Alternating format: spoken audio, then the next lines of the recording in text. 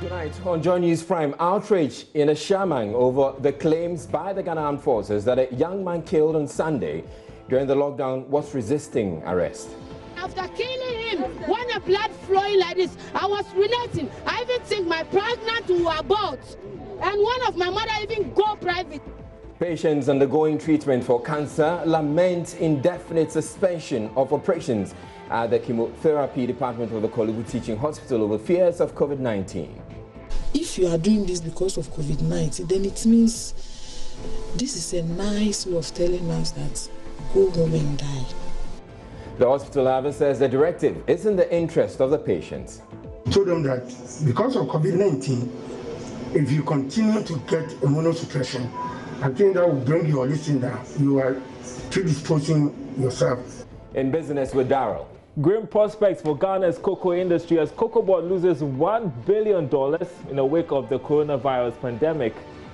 Cocoa is a backbone of the economy, and once cocoa is affected, it means that the entire economy is going to suffer. And Darrell will be with you with the business in about half an hour.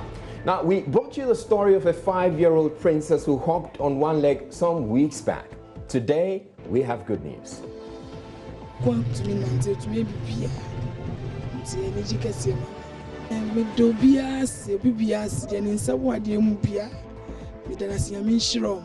I'm Israel Aye, anchoring from home. And remember, Joy News Prime is live on digital terrestrial TV because we are free to air. Stay tuned in. In our very first story, there was outrage at the Shamang market Monday over the Ghana Armed Forces account of the killing of a man in his mid-30s, which eyewitnesses claim is false. Eriko Fochu was shot to death Sunday morning in what the military says was during an attempt by a soldier to enforce the lockdown currently in place. According to the statement from the military high command, the civilian was being arrested on suspicion of indulging in illegal conduct contrary to the Narcotics Act. Eyewitnesses, however, insist the deceased, a homeless truck pusher, was killed after he was ordered by the soldier to leave the market. Me bacho mo kosto anymore haya. Intimity say kasakasa bi ye de koso. Omo pamu obi. Ena mi pie be gina store we da pillar way baby papa itina ya. E wo pillar way nche. Inti pillar ni nche ni ya gina. She said she was standing very close to a pillar here at the market. Okay. The deceased was standing here. Yeah. Okay. Well, she is saying we cannot independently verify or confirm what she said. She's saying that the military man hit the deceased with a stick. Okay.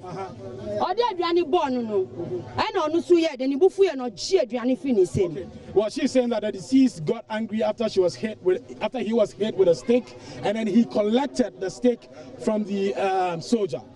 And the two, drop the stick. And small boy be fire no the command. Not na drug no so.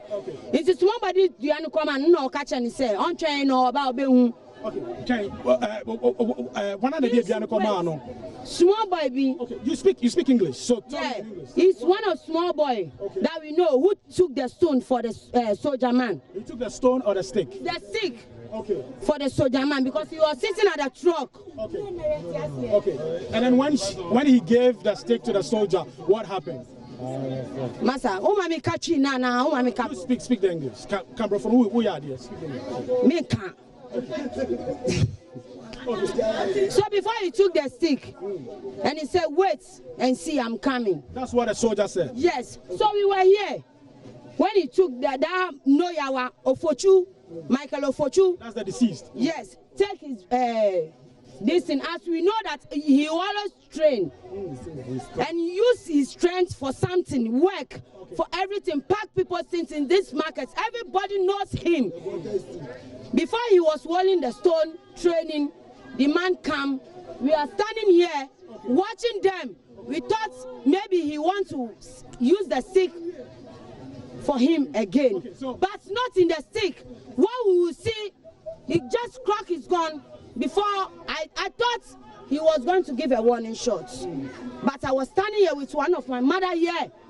She just put the gun on his throat. When the bullets get out of the back of his head here, He just used tissue, pick the bullets inside rubber and say, I'm sorry, I'm sorry. Wait, who said I'm sorry? He's the soldier man who said, I'm sorry. The soldier said, I'm sorry. Yes, I was here after killing him. When the blood flowing like this, I was urinating. I even think my pregnant will abort. And one of my mother even go private. He even shit for her body. It's not very good. It's very bad. The president brought them to come and guide us, not to kill us. And you say you witnessed all of this? Yes. Any place they will call me, I'm witness. I will tell anybody. I will complain. I will speak because I'm not dumb and deaf. I will talk as far as I'm there. Yes. Once again, let me tell our listeners that we cannot independently confirm and verify these claims by these eyewitnesses here at Ashaiman Market. But I just want you to wrap up with, I mean, in the final moments of Ofochu, what exactly happened? You said he was lifting stones? Ofochu doesn't exactly moving or even shake. At that moment, the bullets get back of him. Okay, what happened? What? Okay. Member of Parliament and Snogbe is describing the killing as wicked and barbaric. He says, contrary to the military's claim, there was disproportionate use of force and is therefore calling for an independent investigation into the incident.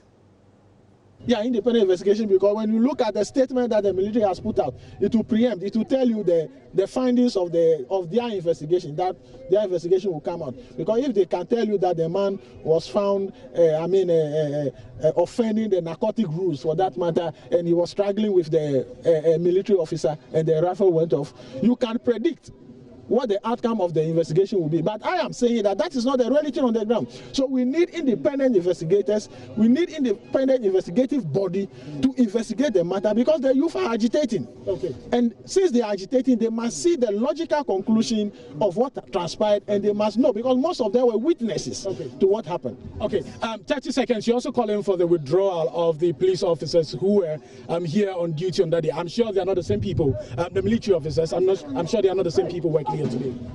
Yeah, I'm calling for the removal of the military officers, not the police officers. Yeah, exactly. Yeah, military officers. Yeah, the military officers who were on duty here yesterday, because when the youth, it is normal when you see somebody who has taken the life of one of your own, you see them around. How will you feel? And that is where the agitation will come more. So I'm just advising the military hierarchy to withdraw all those people who were here yesterday. They can bring any other person to withdraw them. But let me tell you this. Ashama is a cosmopolitan community. People come to Ashama to trade. People come to Ashama, they don't have even homes in Ashama. They sleep in front of kiosks, they sleep in front of people's stores. You understand me? So treatment of such people must be different from how you treat others. If somebody is sleeping in front of his kiosk and you come and sack the person to go home, to go to which home? That is his home, and he's sleeping there. As long as they are not clustered together, as long as they are not gathered together, you don't have that audacity to throw them out, because they are here to trade, send money back home. Now, the Commonwealth Human Rights Initiative, which is part of the Independent Police Complaints Commission, a coalition of CSOs, is among the few civil society organizations that raised concerns and cautioned the security operatives against excesses such as the killing of the young man at Ashaiman. Joining me via Skype now is Anthony Sedgero, a member of the Independent Police Complaints Commission, IPCC coalition. Thank you very much for joining us, Mr. Sedgero. Now, I know the infractions that have been recorded add more weight to concerns you raised earlier, but did you foresee this tragedy happening this early? Thank you very much for having me. We didn't foresee, we didn't We appear to be having some challenges with connection to Mr. Sedgero. They were hoping that we can re-establish connection with him in a bit. You're watching Joy News Prime, and we're moving on to our next story.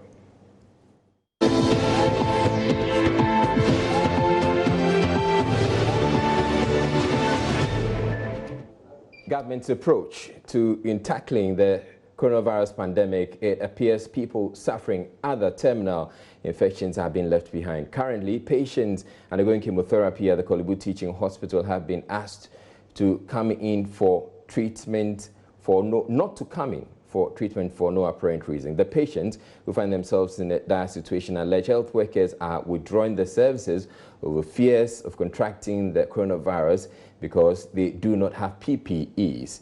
In an emotional interview at her lonely home, somewhere in the Central Region, one of the cancer patients who spoke on condition of anonymity made a passionate appeal to the authorities not to abandon them.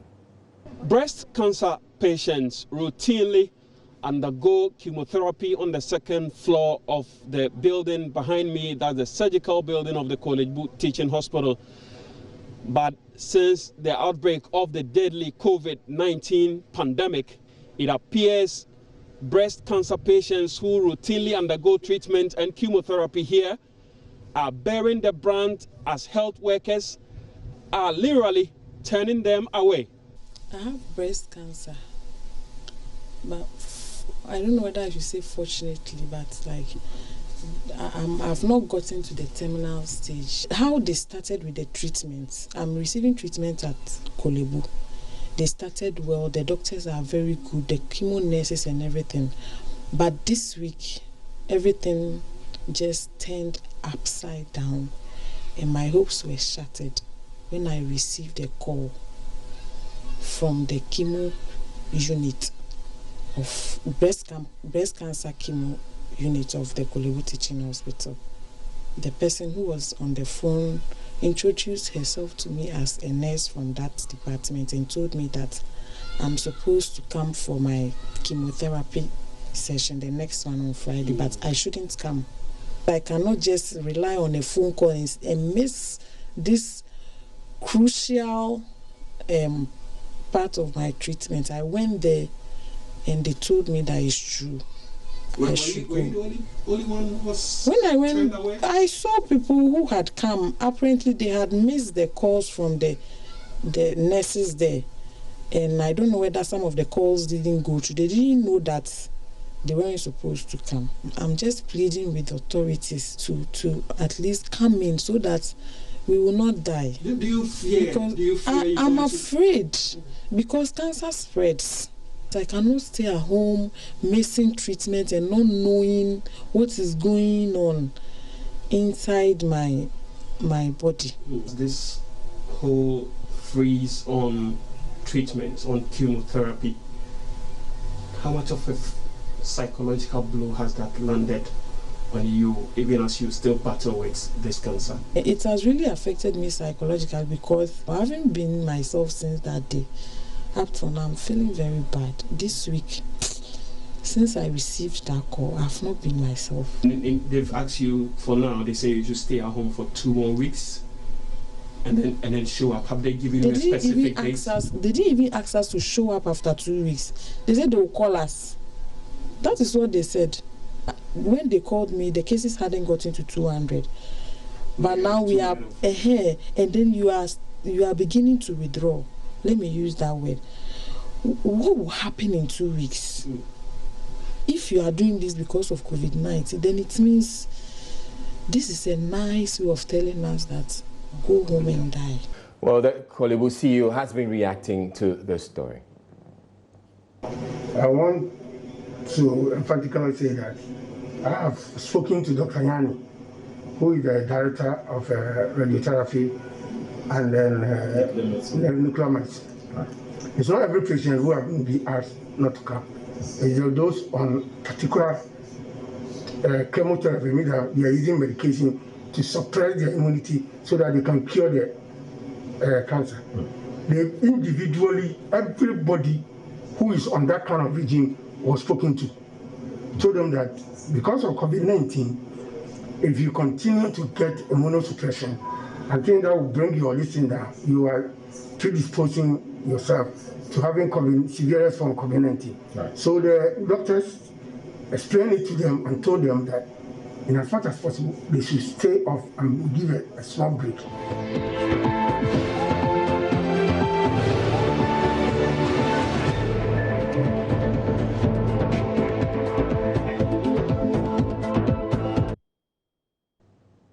It's time for business, and Daryl Kwa standing by in the studio. Hello, Daryl. Israel, well, welcome to business. My name is Daryl Kwa, and in our first story tonight, Ghana's cocoa industry could suffer darker days ahead as the coronavirus pandemic has not just caused a plunge in cocoa prices on the world market, but also stalled the current syndication process for loan facilities for the 2020-2021 crop season. CEO of Cocoa Board, Joseph Boahin Edu, tells Joy Business the plunge in cocoa prices has so far cost the country $1 billion.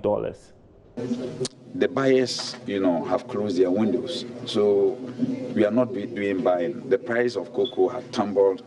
It was going up. It was around $2,400, $2,500. Now it's gone down below $2,000.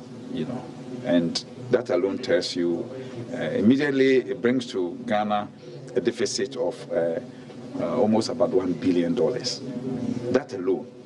So if this thing should continue, even going to pay our farmers is going to be difficult because we are unable to syndicate right now. There's a time when we should syndicate with banks. We arrange everything until August, so that by August we are sure that already we secured money, and then we go and sign in September. This time around, most banks out there have closed. And then also those that are working, when you call, they tell you that the decision makers are not there. But most of these decision makers are people whose ages are above 50. So they've been asked to stay home. So they are not there.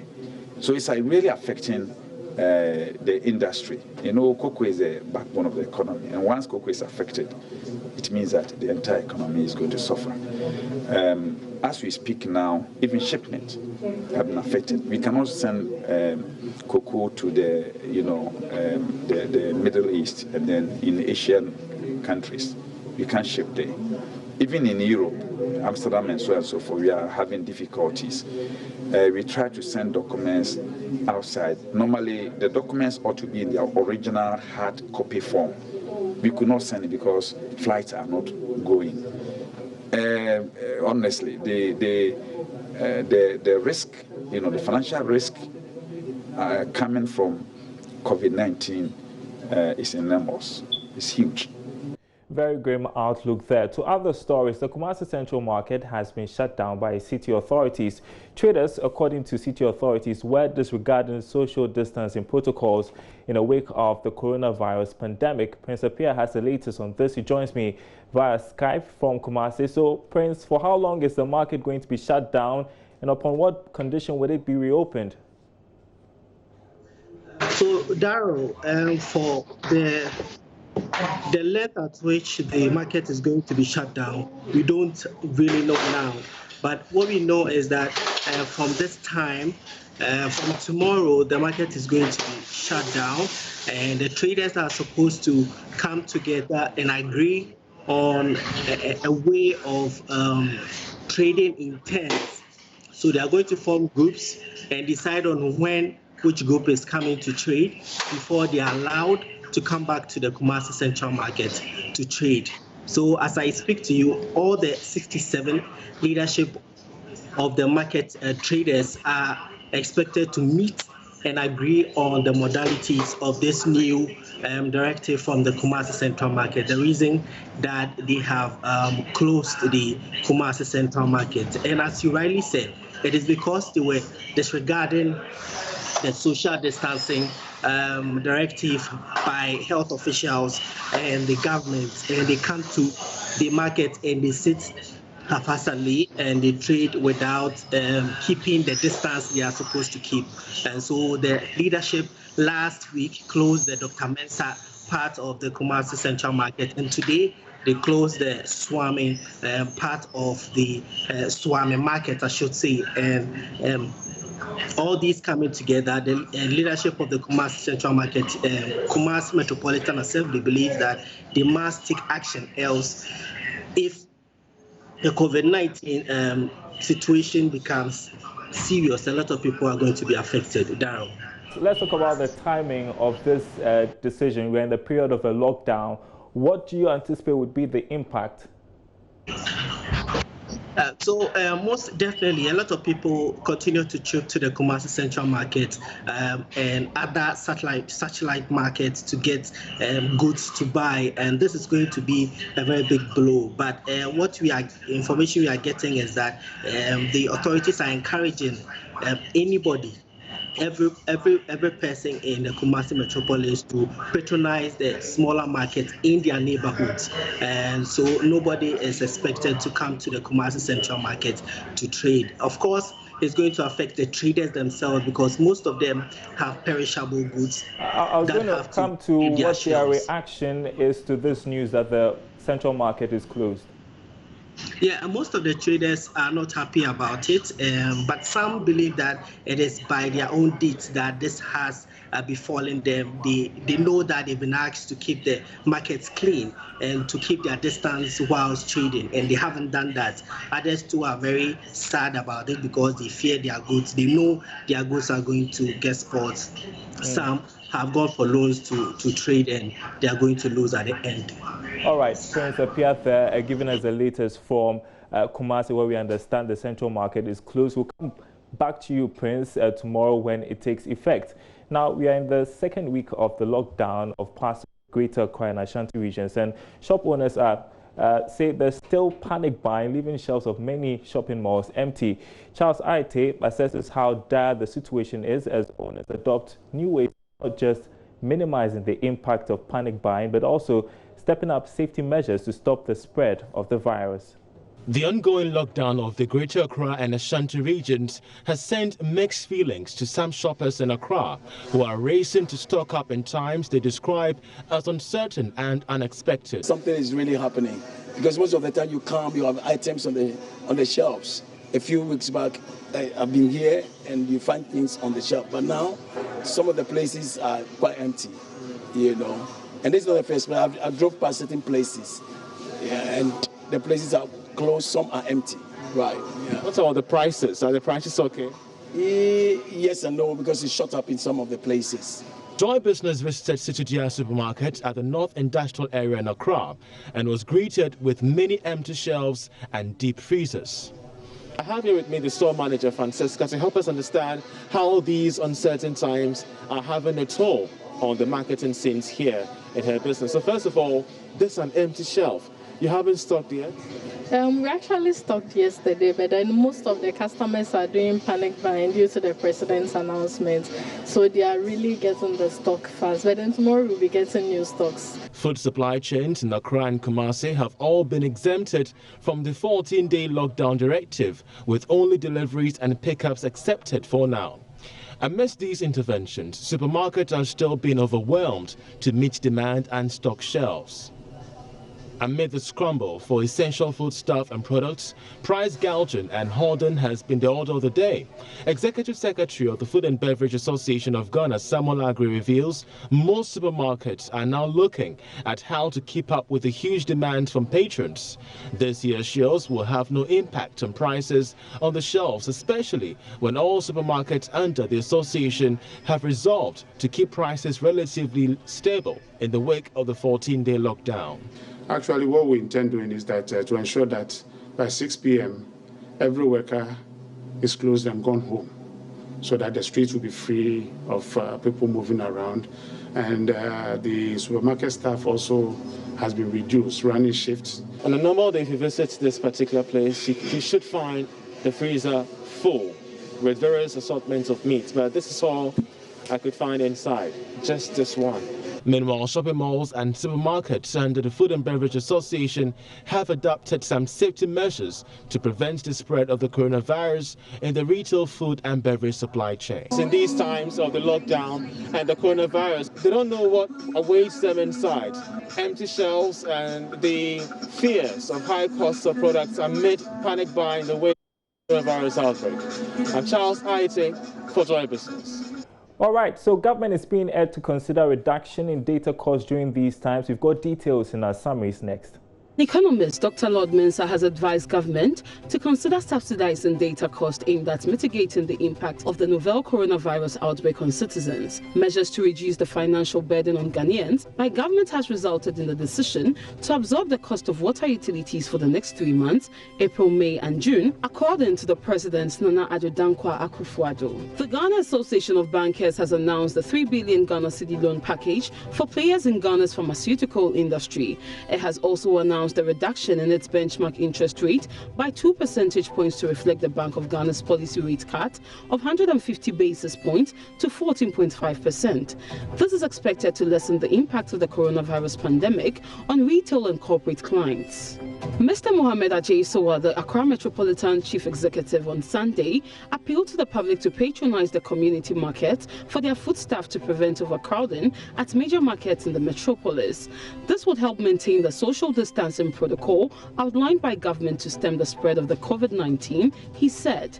The mayor of Accra said he was baffled by the number of people who continue to travel several distances to some major markets in the city centre, particularly Agboglushi, to purchase foodstuff, even though they could do so within their localities to avoid overcrowding. Welcome back to Joy News Prime. Deputy Director General of the Ghana Health Service, Dr. Anthony Adofo-Fosu, has advised the general public to immediately call the emergency number 112 for help when they experience symptoms of COVID-19 and not rush to the hospital. He made this call when the National Association of Registered Midwives presented some items to the Ghana Health Service to help fight the pandemic. Dr. Fosu reiterated the need for all to strictly adhere to the protocols outlined when confronted with the symptoms of the disease in order to avoid the health centers being swamped with cases. The other thing that also we talk about that is also critical is that we need to protect our health facilities. What I mean is that the instruction is that if you have any of the symptoms that we've mentioned, if you have a fever, you have a cough, you have a sore throat, you have bodily pains, or you've been in contact with somebody from outside, don't go to the health facility. Stay at home and call the number 112 and you'll be helped. You'll get help to you. If you go to the health facility, you compromise the whole health facility, including the staff. So that sometimes the staff who come into contact with such patients need to be self-quarantined for 14 days. And that means that health workers are not available. Sometimes we have to close down a whole unit, like we did for the emergency room in Rich Hospital. And you know that there are other conditions that people get even during this time that needs care. So that if we compromise the health facilities, then we are reducing access. So let's stick to the health education messages that we are given, that when you feel sick, don't move to the health facility with symptoms that are similar to what we've been talking about as COVID. Stay at home and call 112, and then we'll get to you and support you. President of the National Association of Registered Midwives, Hajia Ridwana Hawa Amakweje, expressed concern about the nature of the healthcare system in Ghana, which makes it difficult for health workers to maintain social distancing, a critical requirement in efforts to contain the pandemic. On the whole, it consists of 2,550 pieces of hand sanitizers, and then 2,550 pieces of antiseptics, which they call Dettol, then 2,550 pieces of Rozone, which is Parazone, then 2,550 pieces of liquid detergent, which they can use to manage at least whatever small way it could.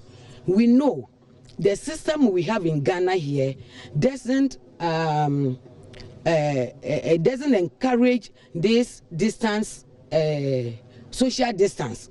Yeah, when you go to the antenatal clinics, it is crowded. The postnatal clinics, it is crowded. Patients continue to come in from the communities to see our midwives. Initially, we were practicing the focus antenatal, which is one-on-one with your patient. Now the patient comes in, can she sit directly before you? It's all frightening. Yesterday, we met the Honorable Minister of Health and I've reported this issue to him, that our system in Ghana doesn't permit the social distance. Patients will come and we are crowded on the bench. If it's 5 on the bench, 6 on the bench, where do the others stand? They haven't provided extra chairs or furniture for us, for them to sit. So it is the crowding system which we are still working, midwives are working in. And he said they are going to look into it and then action will be taken. Now, the announcement of reliefs by President Akufo-Addo has triggered a wide range of reactions, from words of praise to popping of champagne. My colleague Fifi Kumsing has more in the following report. The stable supply of water and electricity during the next 3 months, i.e. April, May and June. This was the trigger. Soon after the announcement, Twitter started buzzing with praise for the president. Sadiq Adams wrote, "To be honest, Nana Akufo-Addo has exhibited quality leadership in these trying times. Classic for a man his age and against all what was said." Hassan Tampoli tweeted, "True leaders always lead from the front. That's what His Excellency President Nana Addo Dankwa Akufo-Addo is doing. Ghana is truly blessed to have you lead her at this time in history." But typical of Ghanaians, the reliefs provided fodder for a new contest. Whose idea was it? A recent comment by former President John Mahama started flying on Twitter. In it, he said, "It is time to utilize the stabilization fund to build some additional buffers for the economy and cushion the population. These measures may include short-term, temporary tariff relief in respect of utilities." Papa Boham then tweeted, "Nana Addo did well yesterday. The thing is, any leader would have done same with the circumstances we are in. Mahama did talk around it days ago." Well, there are others who are worried about this package. Why? Some greedy landlords will still charge them for fetching water from the taps. In all this, it appears the most hilarious of responses and reactions have come from these Ghanaians who composed a song celebrating the president for his kind gesture. I needed someone to pay my bills away. Now I can sing a brand new song, Amazing Grace. Hey, Nana do pay the bills that I could never pay. As well as comedian Kwejo Sheldon, who never disappoints, this time drinking champagne under a flowing tap. Fifi Kumsin, Joy News.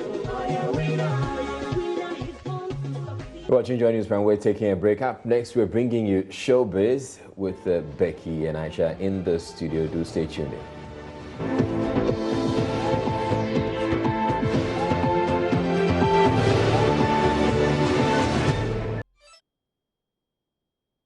Showbiz now, and Becky and Aisha in the studio. Hello. Hello. Hi, Israel. Good to see you. You look cute. You're looking cute. Yeah, sure. Yeah. But thank you. Thank you. Clemento Suarez has been trending this week. Yeah. And what has he been saying about COVID-19? He has a video that has been trending from Friday. So today we decided to have an exclusive interview with him to find out, what inspired the decision to do that video that has been trending. We have giveaway from now till next 2 years. And you say about 12 and I wish I'm from why? 12 o'clock I'm sick. What is this? 6 killer disease. Clemento Suarez, born Clement Ashite, is a comic actor who has also been in movies. The actor has been in the industry for close to 14 years and has been pulling his weight through. 14 years. For combination of rap and acting, I don't really have any difficulty in it because they go together. Even rappers, they do music videos, they act in it and all. So it has been okay with me. But do you know Clemento happens to have other talents aside acting? I love rap. I love the Sarkodie, Flow King, D-Crime. I see it as very intelligent and entertaining as well. So I've been a fan of rap a long time. So adding it to comedy, it's not too much of a headache. Fast forward, it looks like COVID-19 pandemic has given us the other side of the actor.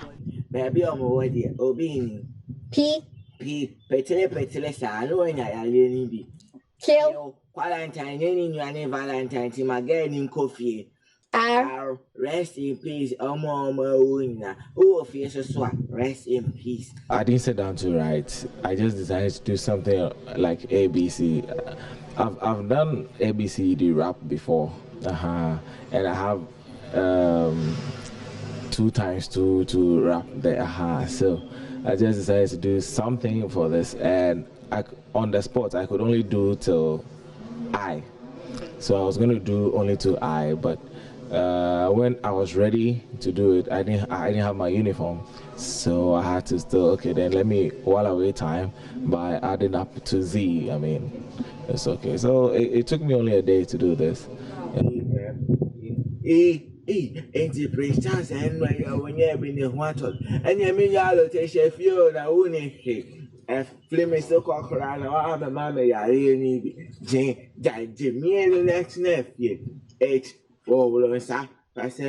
Meanwhile, Clemento Suarez, together with radio presenter Nasha Cole, are out with a song titled Stay Home as their bid to fight against the coronavirus.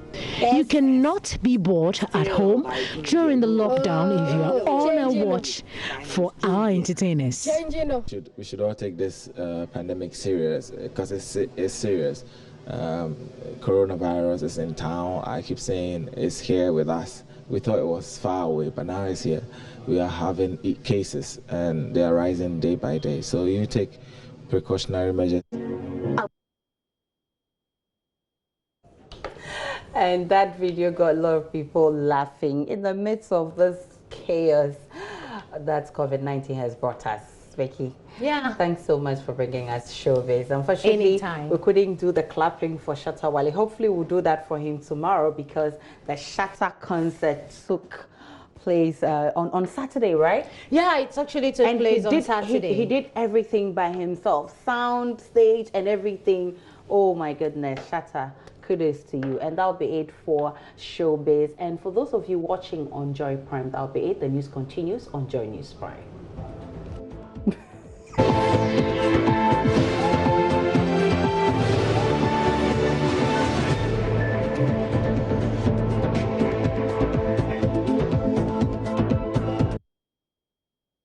5 companies selected by government to produce personal protective equipment to aid the fight against the novel coronavirus are starting work this week.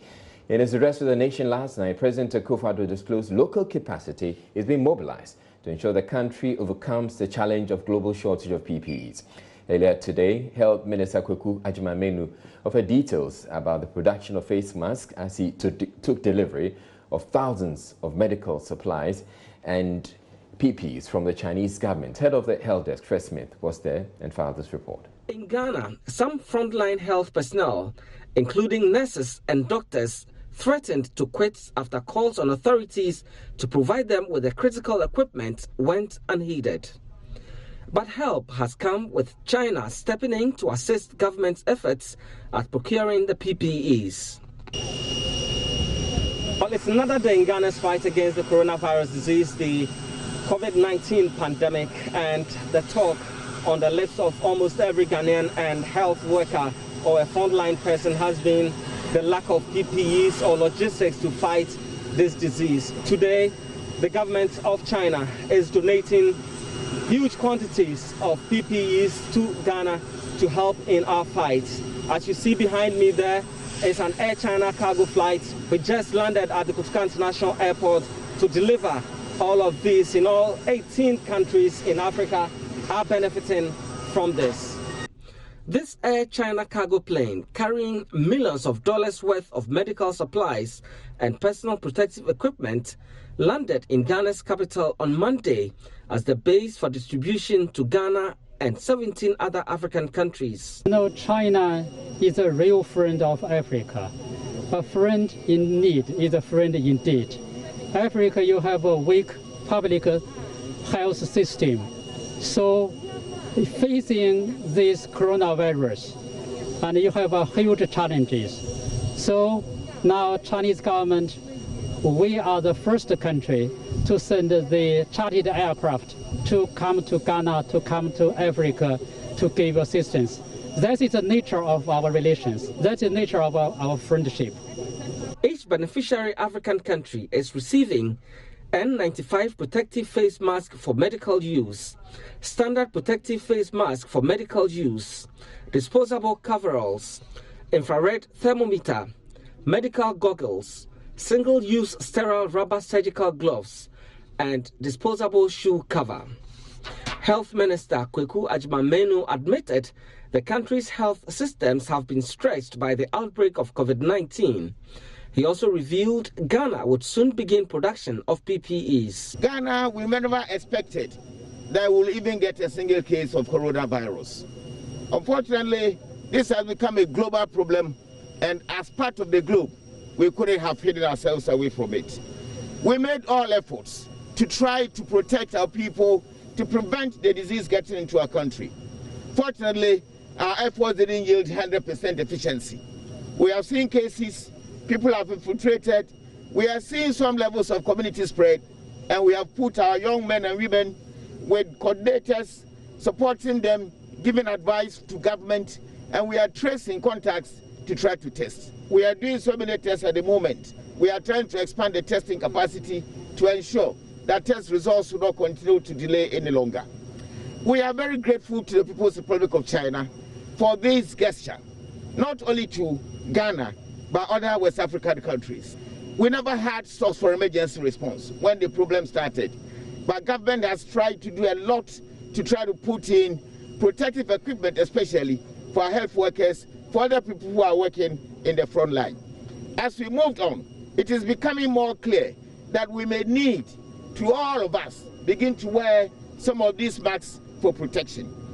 We are continuing to try to develop some of these equipments for protection in country, and soon we will see government efforts also coming.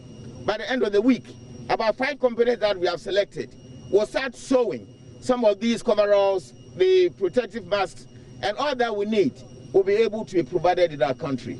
The first instance, within the next 10 days, we are taking deliveries from locally manufactured companies, 3.6 million face masks that will help us a lot in fighting the disease. Ghana's Foreign Minister Shirley Ayokoboche, who was joined by heads of mission of the other 17 beneficiary African countries, praised China's gesture. For China to donate these very needed PPEs, I think it's something that will go a long way to help our frontline workers, which are the health workers who receive patients, to feel comfortable, because you see, they are willing to work, to do their work, to look after patients. However, what they need from us is to ensure that they are protected.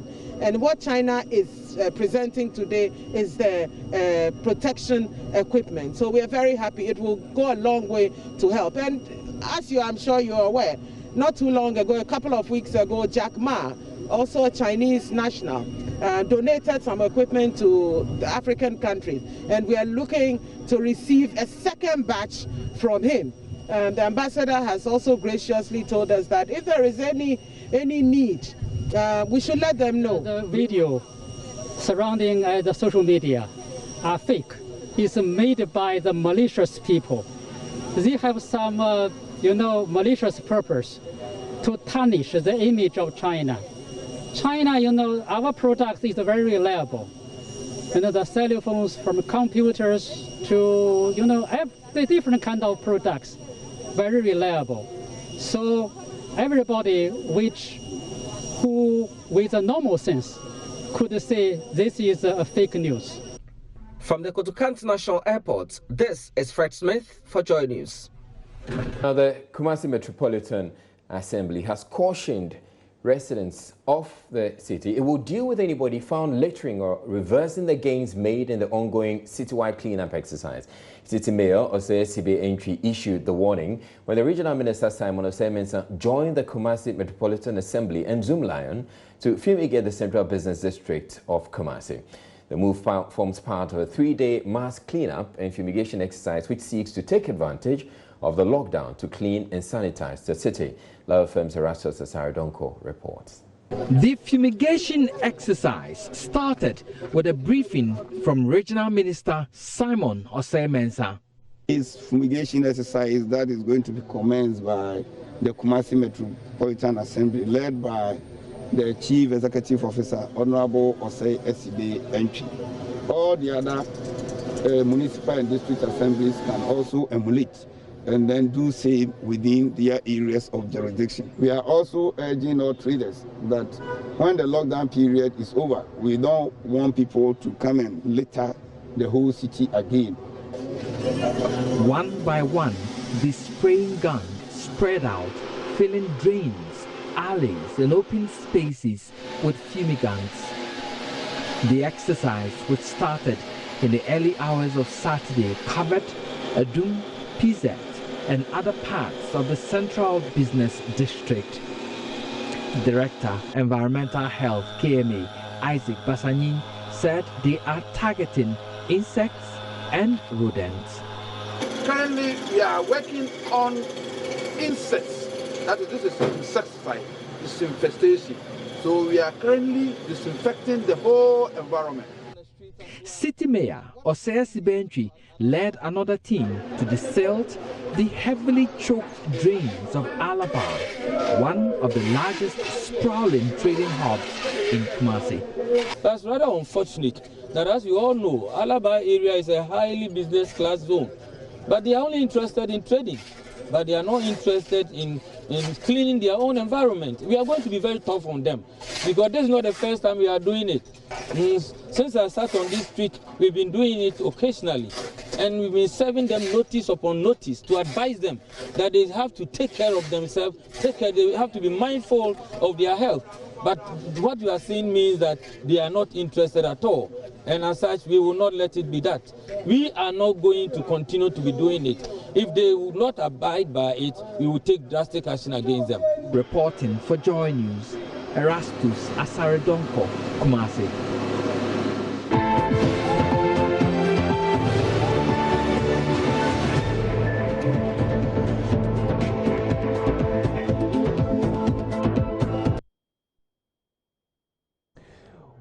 Welcome back to the news. Time now for some more business news. The LPG Marketers Association says it is not against the National Petroleum Authority's reason for imposing a new cylinder recovery margin on the LPG price build-up. Vice President of the LPG Marketers Association, Gabi Kumi, says the 13.5 peswa additional tax introduction is rather disingenuous. Our issue is not the money they want to find for this purpose. We believe that money must be paid for. Cylinders, branded cylinders must be paid for. We agree.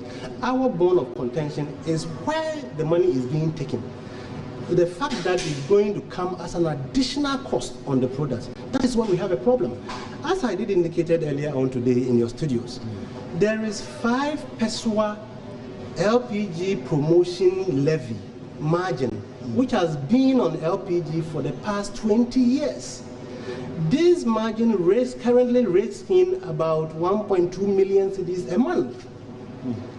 We have no idea what that money is being used for currently, but we believe that when we go into that fund, we should be able to get enough money. Indeed, what sort of promotion was it geared towards? I mean, that fund that you're talking about, promotion? It's a general LPG promotion. It's not specific as to we are going to use it to do this. What we also do know is that occasionally the ministry use part of these funds to buy cylinders and distribute to rural areas.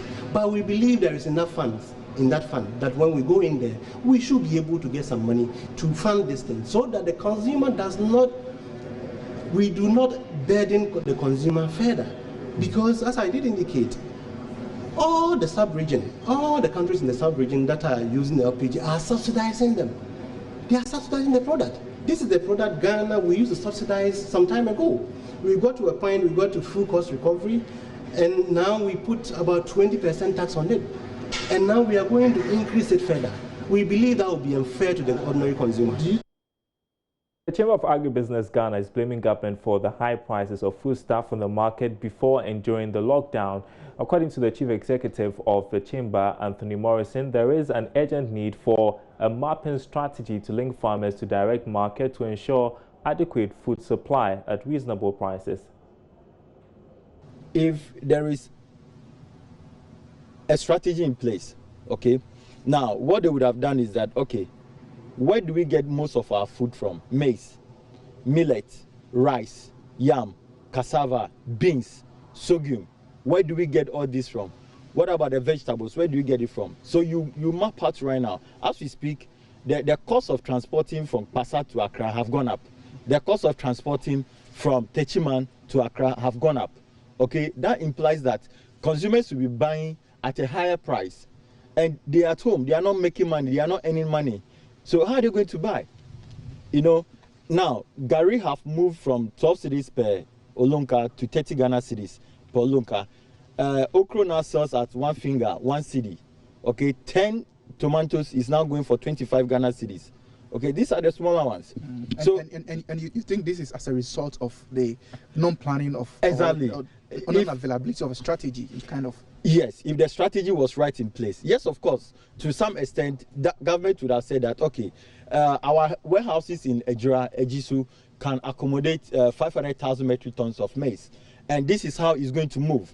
We're going to put people on the market, intelligence, pick up intelligence, that, okay, prices on the market is going up. What can we do? Then the government is to find a way to infiltrate the market, set up people on the market to sell at a controlled price. Now we have liberalized the market. But when that happens, are we not going to control the pricing? Because no, because you know we have a free market. So the moment you go to the market to get your own people, get your own intelligence, it means you want to control the market now. Is that the situation? No. So you are happy that prices have moved from 12 Ghana cedis to 30 Ghana cedis per Olunka? No, I'm not happy. That is criminal. But my question is, so should we change? No, I'm not saying you should change. What government is trying to do is to cushion and protect the consumer. That's your business update. More news on our website, myjoyonline.com/business. Sports is up next. Thank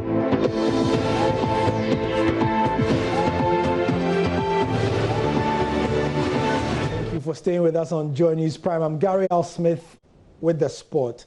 Today is Fatau Dauda's birthday, and being a veteran of the Ghana Premier League and indeed one of the oldest players and most experienced players in the current season, we brought him into our studios for a discussion recently, and we are bringing it back just for the purposes of his birthday. We looked through the files and we noticed that he is one of those players who will accept the GFA's decision to cancel the season because of the coronavirus pandemic. Well, that one will be the decision from the FA. If they should cancel, we don't have an option. And then we need to prepare for another time, because we are all now focusing on the pandemic now. We are not focusing on it. We are just praying that God will have mercy on us, and then we'll have peace in the world, and then everybody will be okay. And then we'll start talking about football. So if the league should cancel now, well, we don't have anything to say and to prepare for another season. But we are focusing, like, if the time should come and they say, oh, the league will start, the second round will start, the remaining matches will start, we are ready. Whatever they say, we are ready. Fatau, as you may know, was once coached by CK Akono, and CK, of course, is now Black Stars coach. He's looking back and being appreciative, especially of Kwesi Appiah, who gave him the opportunity to be assistant of the national team. I went to him because before he got me into assisting him, there was a lot of discussion between us, you know. I told him my opinion, what I stand for.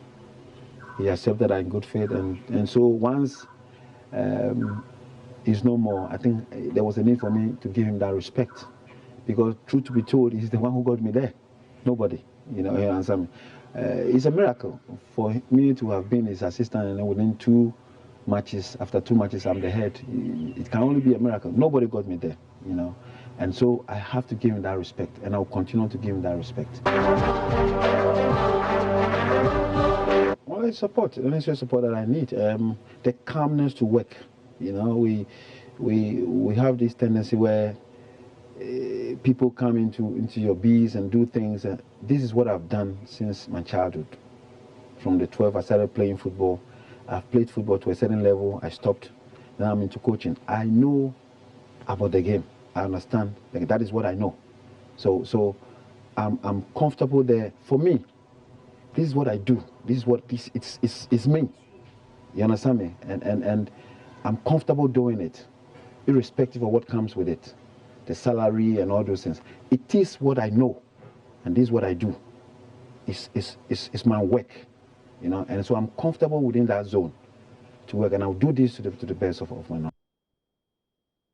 In some sad news, coronavirus has claimed yet another high-profile victim. This time, it's the mother of Manchester City manager Pep Guardiola, who has died after contracting the virus. Dolores Salacario was diagnosed with coronavirus after showing symptoms in Barcelona, with the Premier League club announcing her tragic death this afternoon. The club statement read, "The Manchester City family are devastated to report the death today of Pep's mother, Dolores Salacario, in Manresa, Barcelona, after contracting coronavirus. She was 82 years old. Everyone associated with the club sends their most heartfelt sympathy at this most distressing time to Pep, his family, and all their friends." Pep Guardiola filmed a video last month as part of the club's Citizens at Home initiative, in which the former Barca and Bayern Munich manager urged fans to stay at home as part of the national effort to help the National Health Service in the UK, adding that everyone should follow the advice of scientists, doctors, and nurses. Hello, Gary, and that'll be it for the bulletin. I'm Israelite, anchoring from home. And remember, Joy News Prime or Joy News is usually free to air on your digital terrestrial TV. That'll be it. Have a good night, and our Hotline documentary is up next. Have a good night.